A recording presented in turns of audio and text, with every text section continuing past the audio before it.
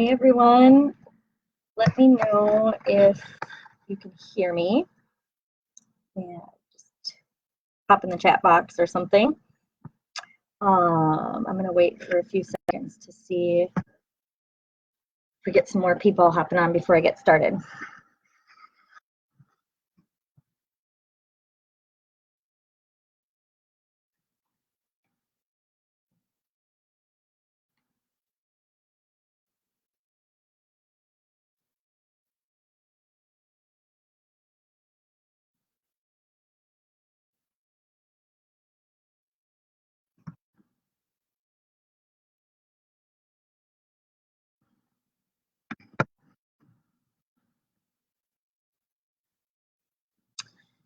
Okay, I'm gonna get started. Just a few housekeeping things. This is a Facebook Live webinar, so it will be recorded. So if you jump in and we've already started, it'll be saved within an hour afterwards, and then you'll be able to go back and catch the recording. And I will be available for questions at the end. I'll be hanging around for about 15-20 minutes to answer them live if anyone has any. And then we'll definitely check back on the feed, and you can comment if you're watching the recording, and we'll answer questions that way as well. So, hello everyone, good afternoon. This is Dr. Abby here. I want to talk to you this afternoon about the topic of sickness and how to teach your immune system to be healthy. So here at Rochester Chiropractic, myself along with Dr. Beth and Dr. Jordan, our mission is to help make your family as healthy as possible. We are well aware the sickness is everywhere, and it seems to be really bad this year. A lot of kids have been missing school, and some of you adults have been missing work as well. And the fevers, the coughs, the colds, the stomach bugs are all around us. I'm not immune to it either. As a mom of 3, I've got a 6-year-old, a 3-year-old, and a 6-month-old.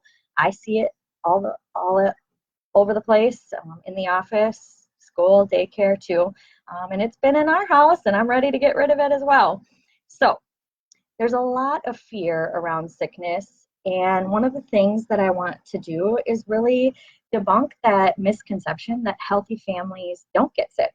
And a big thing that I want to do is empower you to have the confidence to know, is my child safe or not safe? Is this a healthy response, or do I need to be doing something more or bringing my child in? And I'm going to bring you the nuts and bolts, the science, the immunology of health and illness, so you can better understand what is going on in an immune response, and then what certain signs and symptoms look like, what those coughs, fevers, sore throats, and allergies are, because I know those are the sort of things that are keeping you from doing what you want to be doing and from your family thriving. So let's get to it. So when we get sick, we often think that it's a bad thing, but really it's just your body doing what it's supposed to be doing. And I want to talk to you about the concepts of expression and suppression. So all of those symptoms that we were just talking about earlier, the coughs, the sore throats, the fevers, that's all expression. And that's the immune system doing its job and trying to kick the sickness out of the body so that it doesn't settle in the system. And when we treat those symptoms, as a society, we've been taught to suppress those symptoms. A fever reducer, a cough suppressant, antibiotics, etc. And that's not necessarily what the body is meant to do. It's actually a good thing to let the body ride out some of those smaller illnesses, like an athlete training. The practice is good for the immune system, and if it doesn't get practice, what is it going to be doing in the event that something bigger, a stronger virus or bacteria comes along? And as just a little aside, obviously those symptoms can get big, and the fevers can get high, the coughs can get nasty, and we definitely need to be doing more. But this conversation is geared more towards the smaller illnesses, if you will. And what to do to prevent them from becoming big things. So this time of year we often refer to as cold and flu season, but in reality, those same viruses and bacteria are with us all year round. They don't take a vacation, and although we often wish they would, right? Especially the last couple of days when we've been cooped up inside with a nasty cold. But I think it's important to address what is different about this time of year that makes it have its own season of its own, right? So starting with fall and ending in spring, we often create an atmosphere for these viruses and bacteria to really take hold in our lives. Some of those differences are decreased physical activity. The days are shorter and colder. We know all about that, right? There's less sunshine, and vitamin D is super important for boosting the immune system. Our diets are often more poor with all of the holidays and increased sugar, those baked goods, the candy starting at Halloween, and poor sleep. So when I think about all of this stuff and this topic in general, I like to use analogies. So let's say, for instance, you have a classroom of kids where 2/3 of that classroom are knocked out with sickness. I like to look at the 1/3 and ask, well, what's so special about them? What did they do differently? Did they get coughed on differently? Were they holding their head in a certain position? I don't know, what's so different, right? And the big difference is that it's really not about the germs. It's about the host, the person, and the ability of the host to fight that off. So the germs are with all of them, but 1/3 are able to fight it off naturally, and the other 2/3 are overcome by them. So out of the 2/3, half of them are sick for like 2 to 3 days, and the other half are sick for like 3 weeks, maybe even all winter long. Does it sound familiar? So how do we get the 2/3 to be like the 1/3? And my answer to that is it's all about balance and adaptation. So let's get to the nuts and bolts. So the nervous system controls everything, including the immune system. It's like the head coach of a team. So we're going to start with the basics. We've got two sides to the nervous system. We've got, well, it's like a teeter-totter, use that analogy. We've got the fight-flight sympathetic side that often goes with the suppression side of the immune system because the body is saying, well, wait, I have something else, a threat that I need to focus on. I'm not going to focus on that cold or that flu. So the immune system is often underreactive. Then we've got the other side, the parasympathetic side, that rest and digest side. And this is very in line with the expressive side of the immune response. So if we've got this teeter-totter, what's going to shift the body into that protection, fight-flight side?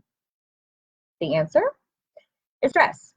And in the office, we talk about different stressors, whether it be physical, chemical, or emotional stressors. So think about your kiddos, or even yourself for a little bit. It might be kind of hard to think about your kids too, thinking like, wait, my little one is stressed out. But hear me out. So when we talk about physical stressors, we're talking about things like backpacks, an injury like falling down the stairs or off of a bed, repetitive falls onto the bum in a toddler learning how to walk, tongue ties, the birth process itself, plagiocephaly, which is a flat spot on the skull, often in kids that, or infants I should say, that don't like to do tummy time, or in an adult that may look like poor posture or sitting at a desk all day. Emotional stressors are exactly what you would think about when you would say, oh, I'm so stressed out. It can be caused by relationships, finances, and in kids, it can be caused by things like bullying or parents going through divorce. Chemical stressors are things like poor diet, increased sugar, environmental toxin, etc. So let's go back to the concept of adaptability. This is your body's ability to adapt and respond to things that are occurring in your life. And you can have varying levels of adaptability. And if you have a lot of stressors, like we just talked about, and your body isn't very adaptable, then it's going to get stuck more in that fight flight side where the immune system isn't working very well. So we can definitely work to decrease those stressors, but sometimes that's easier said than done, right? So how do we increase our body's adaptability and then help teach the immune system how to be healthy? I did a Facebook Live a couple of weeks ago and went over, I believe it was 5 tips to help boost your immune system. And we can just touch on that a little bit briefly. So we've got increased physical activity will help, getting good rest helps, the use of essential oils. Personally, I use Thieves, high quality supplements. My family does a probiotics, fish oil, and vitamin D daily, emphasis on high quality supplements. There's definitely a difference amongst brands and quality. So if you have questions in that regard, definitely reach out to us and we can help direct you to some good ones and specific dosages and that kind of stuff. And then also, to be expected likely to have me saying this, but eating well. So I think a huge missing piece though is addressing your nervous system. You can do all of the things that I just mentioned, and if your nervous system is not functioning at 100%, they're not going to be as effective as they could be if your body was functioning optimally with a nervous system that is functioning optimally. Does that make sense? So we need to take a closer look at what I believe is the root cause of this increased illness and perpetual illness. So when my family gets sick, checking and adjusting them is one of the first things I'm doing. And that's really the reasoning behind why we say here in the office that when you or one of your little ones is feeling under the weather, that is like the best time to be adjusted.